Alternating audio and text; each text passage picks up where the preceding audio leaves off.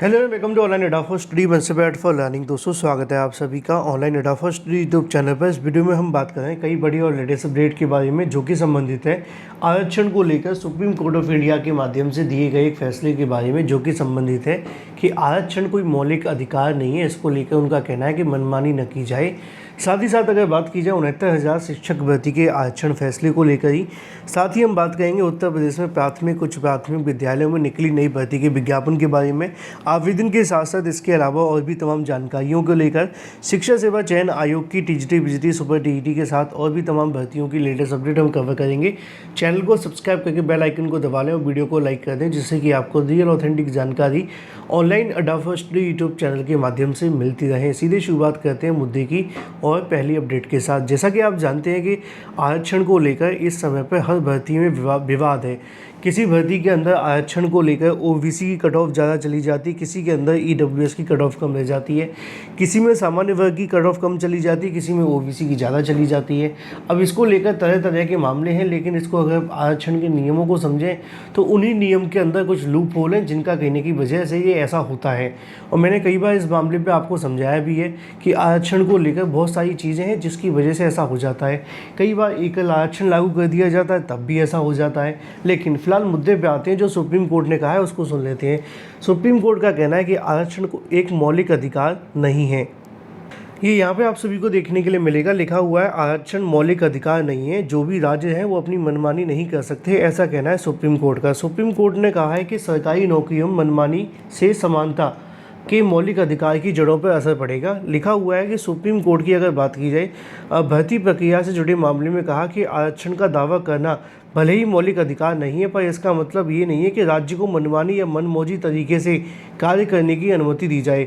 अगर कोई आरक्षण नहीं देने का निर्णय करता है तो तथ्यों व वैध तर्क पर आधारित कहीं ना कहीं जो कह सकते हैं कि इस मामले को लेकर जो शीर्ष कोर्ट ने झारखंड उच्च न्यायालय के फैसले को बरकरार रखते हुए यह टिप्पणी शीर्ष कोर्ट ने कहा कि सरकारी नौकरियों में मनमानी से समानता के मौलिक अधिकार की जड़ों पर असर होता है। सरकारी नौकरी की प्रक्रिया हमेशा निष्पक्ष, पारदर्शी और संविधान सम्मत होनी चाहिए। जस्टिस पंकज मित्तल और जस्टिस संदीप मेहता की पीठ ने झारखंड के पलामू में चतुर्थ श्रेणी पदों पर भर्ती के लिए 29 जुलाई 2010 के जारी किए गए विज्ञापन में स्थापित कानून प्रक्रिया का उल्लंघन करार दिया था। पीठ ने कहा था कि विज्ञापन में कुल पदों की संख्या, आरक्षित व सामान्य कोटे के पदों की संख्या का उल्लेख नहीं है। कोर्ट ने कहा कि किसी भर्ती विज्ञापन में सामान्य, आरक्षित और अनारक्षित सीटों का कुल संख्या का स्पष्ट रूप से उल्लेख नहीं है तो वह पारदर्शिता की कमी है। इसकी वजह से कहीं न कहीं इसको अवैध करार कर दिया गया था। शीर्ष कोर्ट ने कहा कि चूंकि अपीलकर्ता ने कर्मचारी का चयन और नियुक्ति की कानून की दृष्टि को अमान्य थी, इसलिए हाईकोर्ट ने चयनित उम्मीदवार को नया पैनल बनाने का निर्देश देकर कोई गलती नहीं की है। कोर्ट ने अपीलकर्ता कर्मचारी अमृत यादव की याचिका खारिज कर दी। याचिका में दावा किया गया था कि उसकी सेवा को प्रभावित करने वाले निर्देश जारी करने से पहले ना तो पक्षकार बनाया गया और ना ही उसकी बात सुनी गई। कोर्ट ने कहा है कि इस बार जब नियुक्ति प्रक्रिया को अमान्य घोषित किया जाता है तो ऐसी नियुक्ति प्रक्रिया को बढ़ाने के लिए की गई हर कार्रवाई अवैध होगी। अब इस मामले पे एक बात तो पूरे तरीके से क्लियर है कि आरक्षण को लेकर चाहे वो हाई कोर्ट हो या सुप्रीम कोर्ट, वो इस मामले पर काफ़ी ज़्यादा गंभीर रहते हैं। अब बात अगर आरक्षण की जा रही है तो बात करना लाजमी है 69,000 शिक्षक भर्ती को लेकर। आज 11 फरवरी 2024 है, 25 है ना, और आज ही के दिन 69,000 शिक्षक भर्ती मामले पर सुप्रीम कोर्ट ऑफ इंडिया में सुनवाई के लिए लगा हुआ है। अब तक 69,000 शिक्षक भर्ती में सिर्फ एक बार सुनवाई हुई है, जिस दिन चीफ जस्टिस ऑफ इंडिया के माध्यम से रिटन सबमिशन मांगे गए थे। उसके बाद ये बेंच बदल गई और पुराने जो सीजे आई हैं वो रिटायर हो गए। उसके बाद में अभी तक इस मामले पर कोई खास सुनवाई हुई नहीं है। तारीख तो बहुत सारी लगी है लेकिन सुनवाई नहीं हुई है। अब आज का दिन 11 फरवरी 2025 का काफ़ी महत्वपूर्ण है। देखना ये दिलचस्प होगा कि इस मामले को आज सुना जाता है या हमेशा की तरह तारीख लग जाती है। जो भी जानकारी होगी मैं शाम तक आप सभी को एक डिटेल वीडियो के माध्यम से बता दूंगा।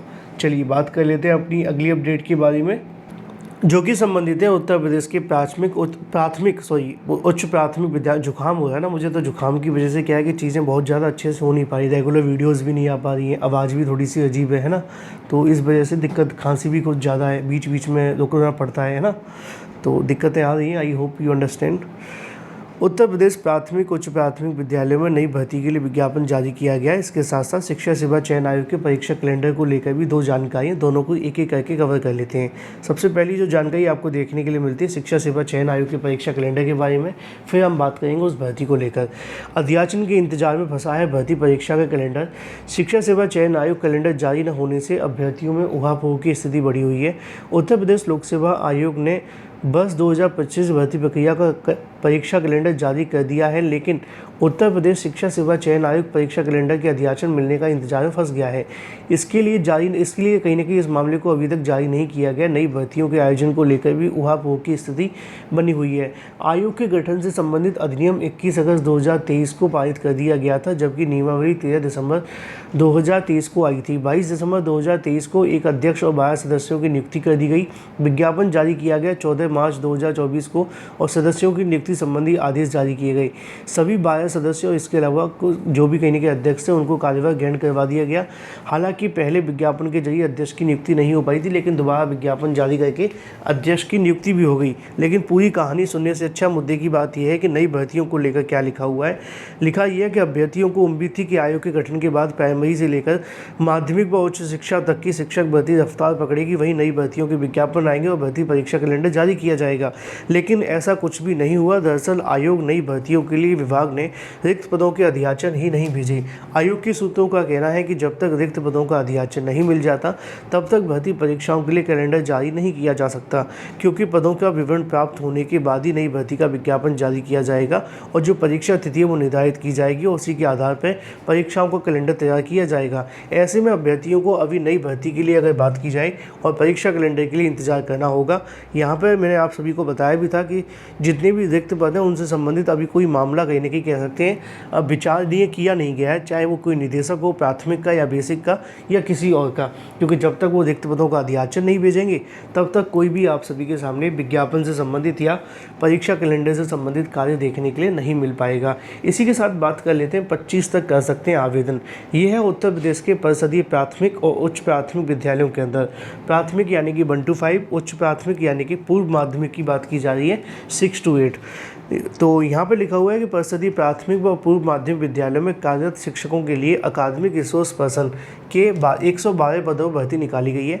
इसका जो मकसद है वो स्कूलों में शिक्षा की गुणवत्ता को सुधार करना है। जिला बेसिक शिक्षा अधिकारी प्रवीण कुमार तिवारी ने बताया कि अकादमिक रिसोर्स पर्सन यानी कि ARP के लिए हिंदी के 23 पद हैं, अकादमिक रिसोर्स पर्सन अंग्रेजी के लिए 22 पद हैं, इसके अलावा विज्ञान के लिए भी 22 हैं, इसके साथ ही गणित के लिए 23 हैं और अगर बात की जाए जो सामाजिक विषय उसके लिए भी 22 हैं। यह प्रक्रिया 25 फरवरी तक चलेगी। आवेदक जो है वो डाक के माध्यम से यहाँ पे कहीं ना कहीं अपने जो आवेदन से संबंधित डाटा भेज सकते हैं।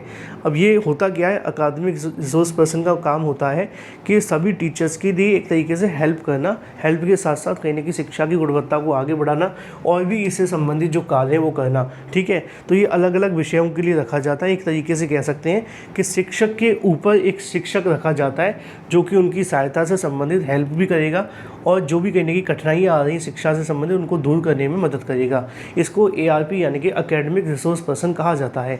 फिलहाल ये थी कुछ बड़ी और लेटेस्ट अपडेट। अधिक जानकारी के लिए नोटिफिकेशन चेक कर सकते हैं। Thank you for watching this video.